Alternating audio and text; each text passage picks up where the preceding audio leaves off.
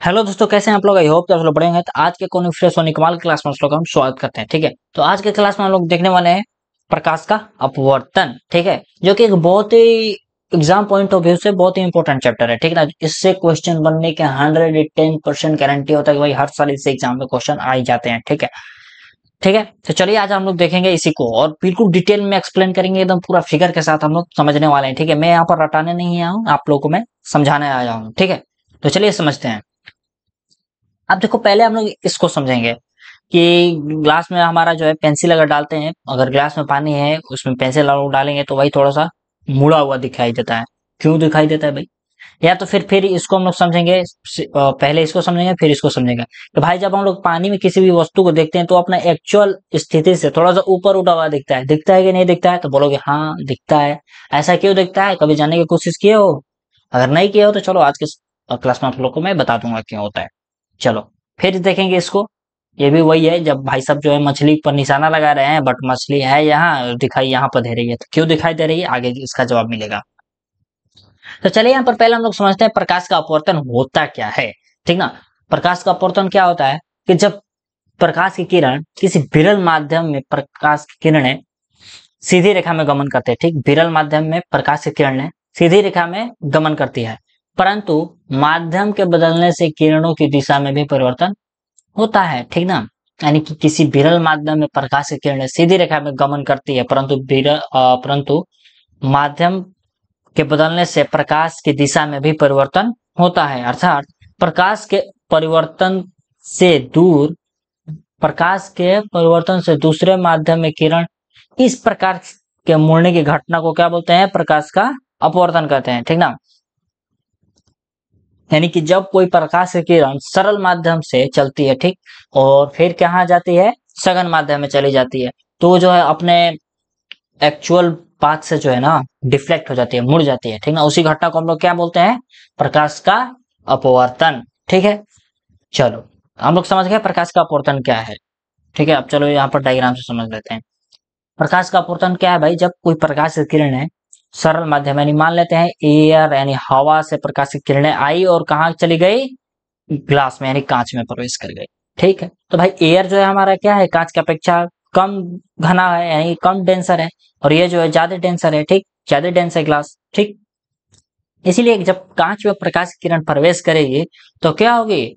मुड़ जाएगी। ठीक, यानी इसको जाना चाहिए था ऐसे, इस जो मैं यहाँ पर काल्पनिक रेखा एक बना रहा हूँ, ऐसे जाना चाहिए था, बट क्या हो रही है? अभिलंब की तरफ झुक जा रही है, नॉर्मल की तरफ। ठीक ना, इसी घटना को क्या बोलते हैं? प्रकाश का अपवर्तन। ठीक है, और यही किरण जब बाहर निकलेगी ना, यानी सघन माध्यम से फिर विरल माध्यम में जाएगी, यानी ग्लास ले फिर एयर में आएगी, तो क्या होगी? ये अभिलंब से थोड़ा सा दूर चली जाएगी। ठीक, देखो यहाँ पर जैसे कि यहाँ पर दिखाया गया है आगे फिगर में। ठीक ना, तो यही इसी घटना को हम लोग क्या बोलते हैं? प्रकाश का अपवर्तन।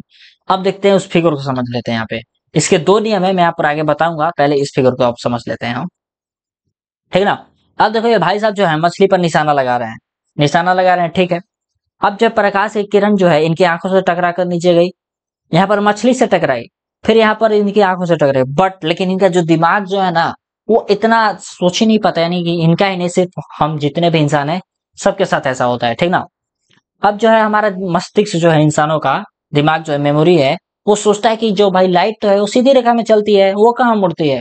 बट यहाँ पर हो क्या रहा है भाई? जब प्रकाश की किरण जो है ना यहाँ से चली, और देखो जाना चाहिए था ऐसे, बट यहाँ पर जा किधर रही है? इनकी आंखों में। अब जो है इनकी आंखों में जा रही है यहाँ से। ठीक, तो अब ये देखो इसका सीधा लाइन बनेगा, तो ये देखो यहाँ पर दिखेगा, तो इनको मछली कहाँ पे दिखाई देगी? यहाँ पे दिखाई देगी, ना कि यहाँ पे। बट मछली है कहाँ? यहाँ पे है, और दिखाई कहाँ दे रही है? यहाँ पे दिखाई दे रही है। तो समझ गए ना, यही घटना होता है, यानी कि प्रकाश का अपवर्तन। एक बार फिर से मैं बता देता हूँ, अगर आप लोगों ने नहीं समझ में आया तो।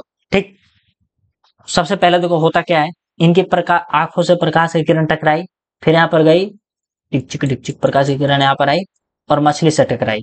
मछली से टकराने के बाद फिर वापस निकली, यानी कि डेंसर माध्यम से कहाँ गई? और रेयर मीडियम में गई। ठीक ना, यानी सघन माध्यम से विरल मीडियम में गई। ठीक, तो मैंने अभी बताया कि जब भी प्रकाश की किरण सघन माध्यम से विरल माध्यम में जाएगी तो फिर क्या होगी?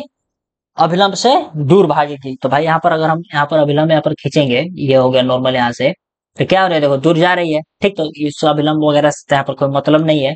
बट देखो यहाँ पर बैंड हो गई, मुड़ गई है। यहाँ पर देखो जब मछली से प्रकाश की किरण टकराई तो यहाँ पर मुड़ गई ना, मुड़ गई और कहाँ जा रही है, इन भाई साहब की आंखों की तरफ। तो इन भाई साहब की आंखों में जो प्रकाश की किरण बनी, जो इस मछली का इमेज बना, वो यहाँ पे बना, यहाँ पे, ठीक। क्योंकि इनका दिमाग वैसा सोचता है, मतलब हम सभी लोगों का दिमाग हमारा जो है ऐसा ही सोचता है कि भाई प्रकाश की किरण तो सीधे जाती है, इसलिए इनको मछली यहाँ पर अपीयर्स होगी, यानी यहाँ पे दिखाई देगी।